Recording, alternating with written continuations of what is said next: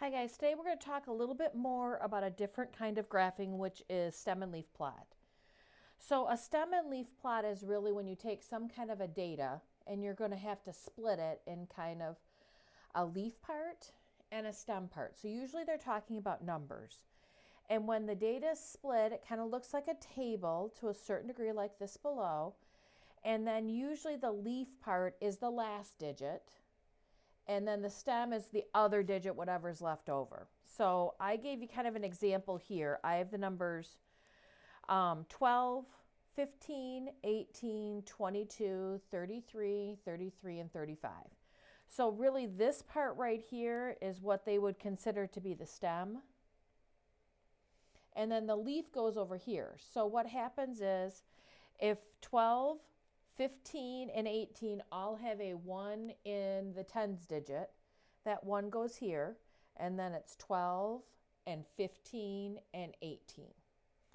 So next number is 22, so they have the digit here for the tens, and then that is the ones digit, your leaf, so 22.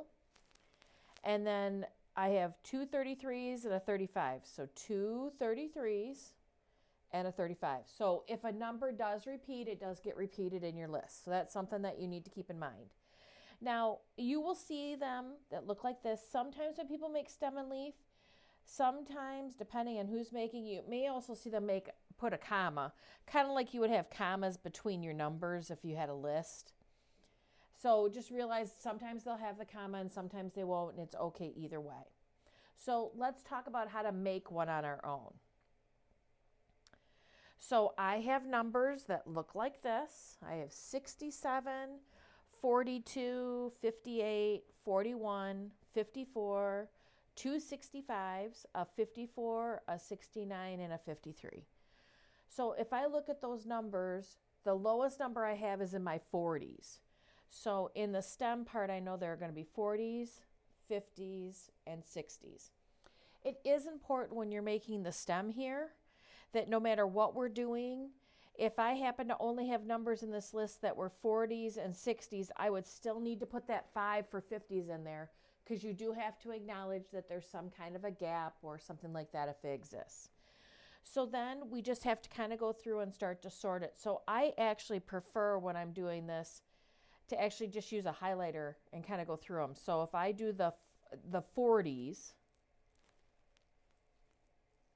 those are the only two 40s I have. So if it's 41 and 42, when I'm going to make this table here for my stem and leaf, the smaller number comes first and then the bigger one. And again, you can use the comma or you cannot. So either way is okay. I tend to use it because that was the way I was taught, but either way is okay.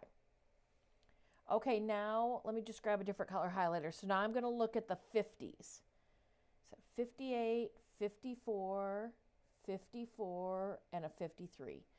So if I look at that, 53 is the smallest, and then I have two 54s and a 58. Okay, now numbers that are left over are just ones that are 60. So 67, two 65s, and a 69. So the smallest number is 65, and there are two of them.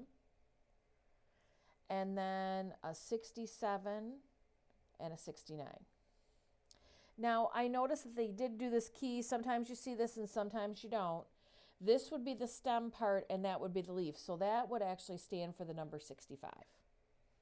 Okay, so I just wanted you to have a little bit of an idea of how to be able to set them up.